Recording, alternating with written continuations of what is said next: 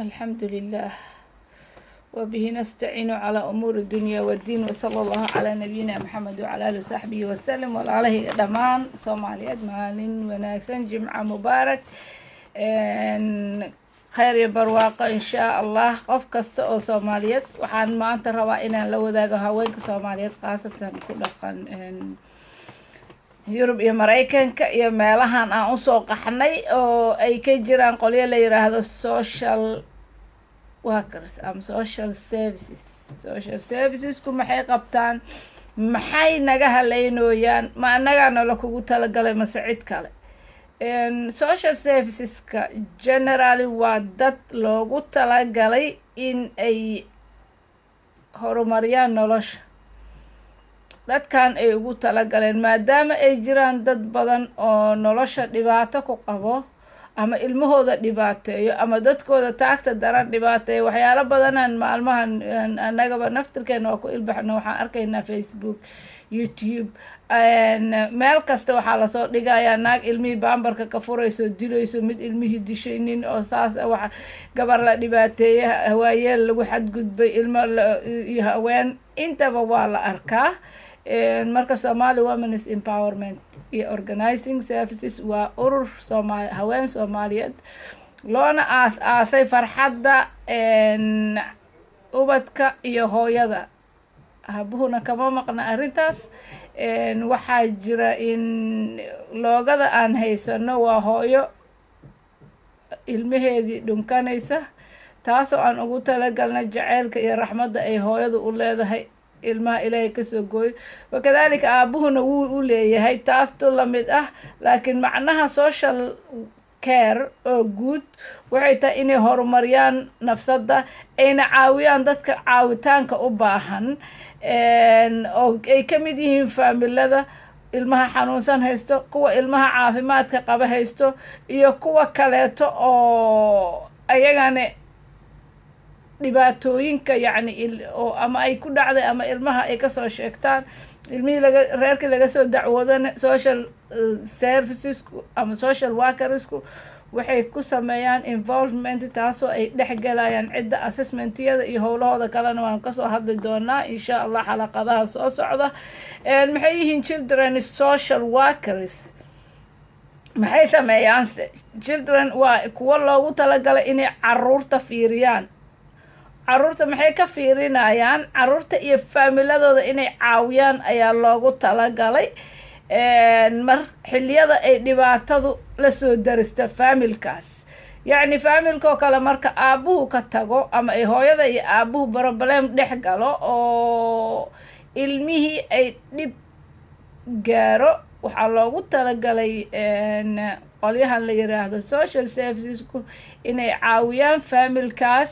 oo breakdownku ku dhacay. breakdownku waa wax xanuun badan oo faamilka aad iyo aad u effect gareeyo. hooyada markay qarsata marka waxay noqonaysaa inay hooyadii dhibaatooto, iyadoo xoog badan iska dayaysa meeshii labada qofood iyo saddexda qofood loogu talagalay, iyadoo stresski wadata ayay haddana waxay sii cover gareyn rabtaa, waxay rabtaa inay sii daboosho baahidii guriga,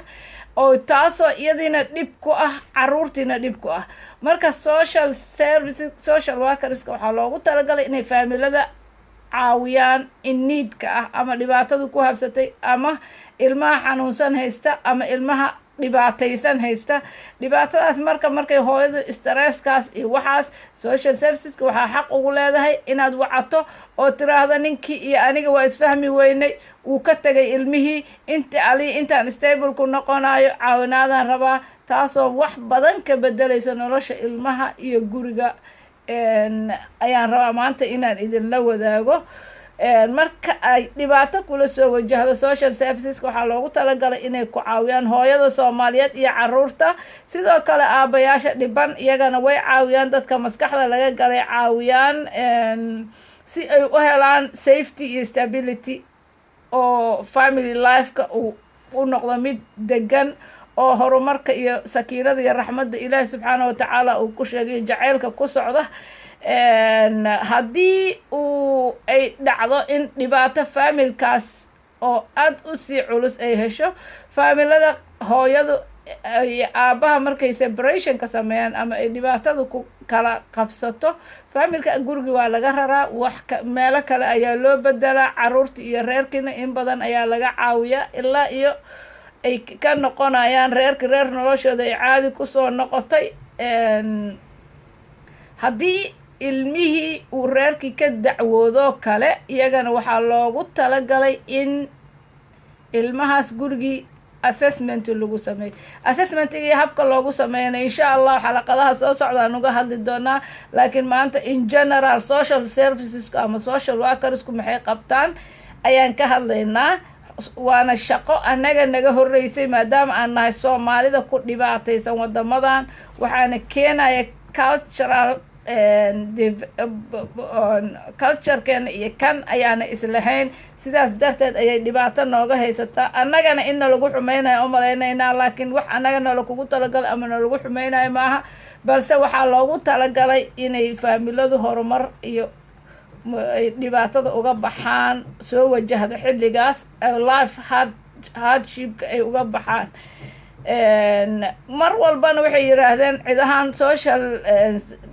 workerku wuxuu sameeyaa difference marka adiga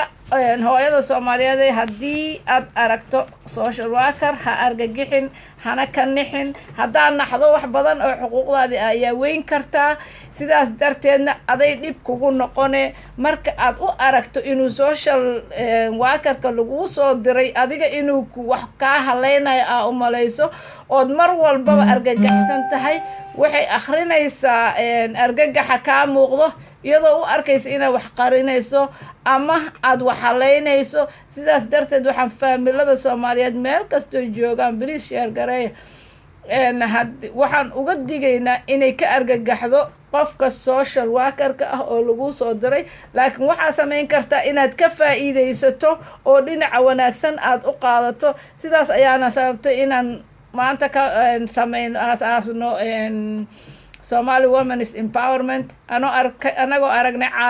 cabsida badan ee naga haysato qolyahan la yiraahdo social serviceska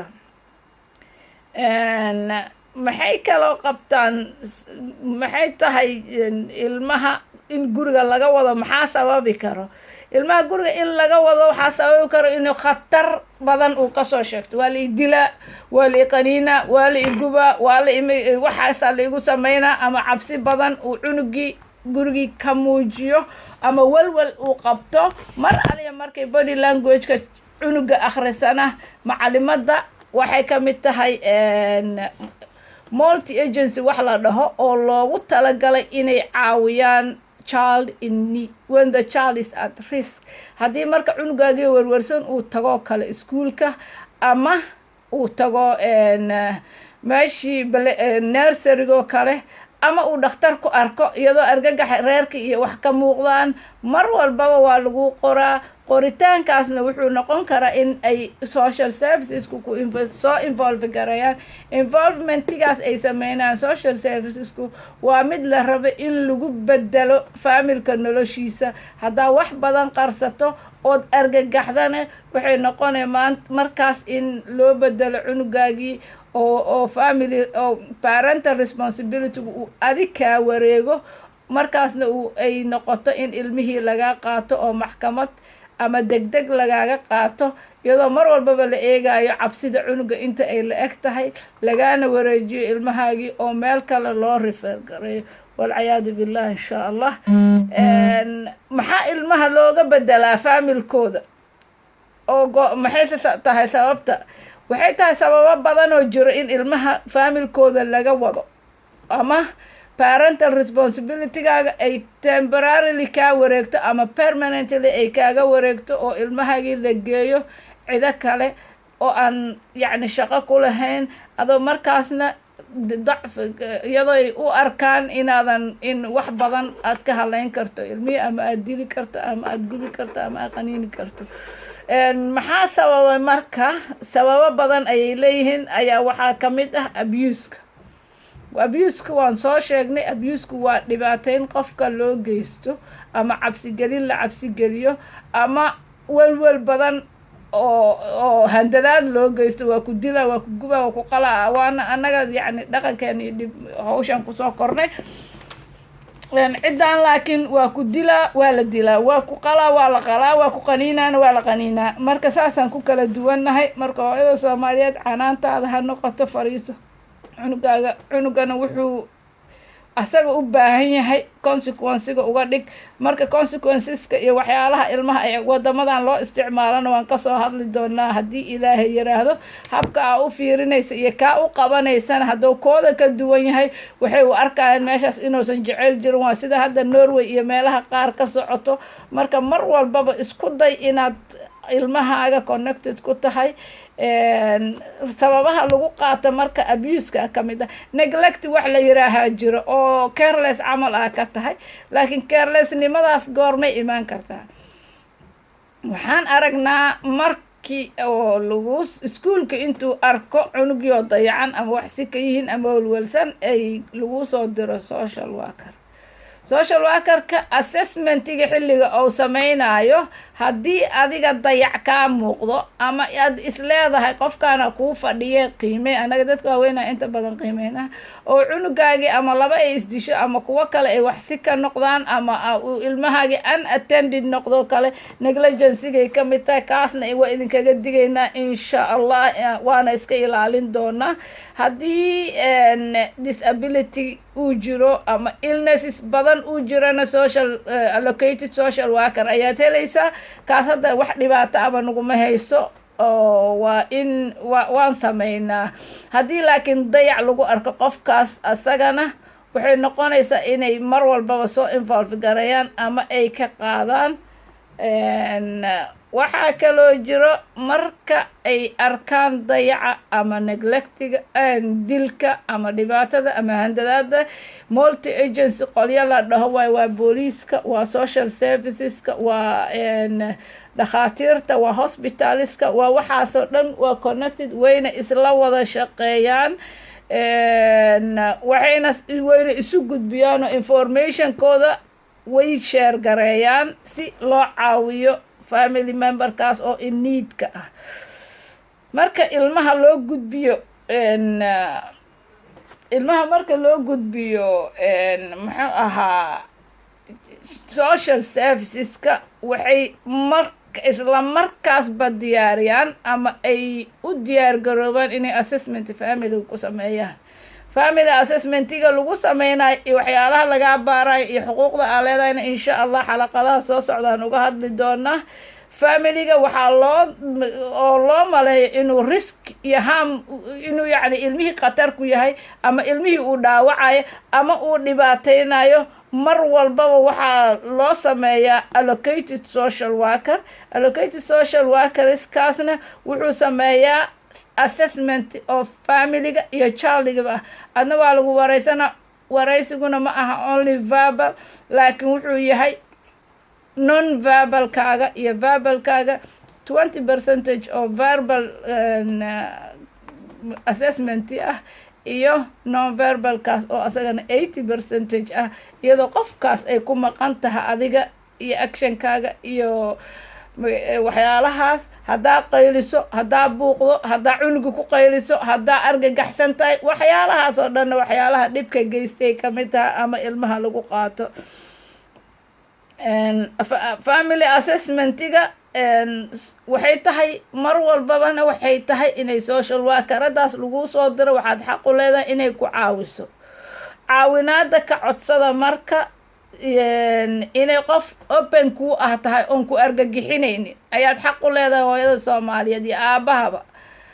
waxaad xaq u leedahay in aad haba yaraatee aadan wax argagax ah ama dhibaato ah qofku uusan kuu geysanayn qof normal ah kuu degan assessment-iga loo soo dirayna sida loogu talagalay u guto marka taasna xuquuqdaaday ka mid tahay as a parent mar walba ha iska inkirin xuquuqdaada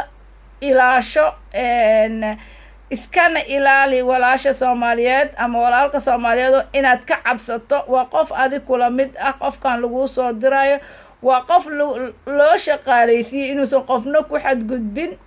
asagana shaqadiisa uu si safe ah u soo guto marka waxaa mar walbaba idinku baraarujinaa inaa faamilku u degan yahay hadday hooyo keligeeda tahay hadduu aabihii iyo hooyadii wada joogaan wax kasta oo dhaco si daacad ah inaad mar walbaba u gudato ayaa loo baahan yahay xilliga ay monitoringka iyo assessmentiga wado ama oo wado qofka social workerka ah. marka waxaa kaloo jiro markii loo baahan yahay information buuxo ayay markaas waxay u gudbin doontaa qolyaha multi agency-ga la yiraahdo. multi agency-gaasna waxay ka gaari doonaan go-aan ah in maxkamad la isu diro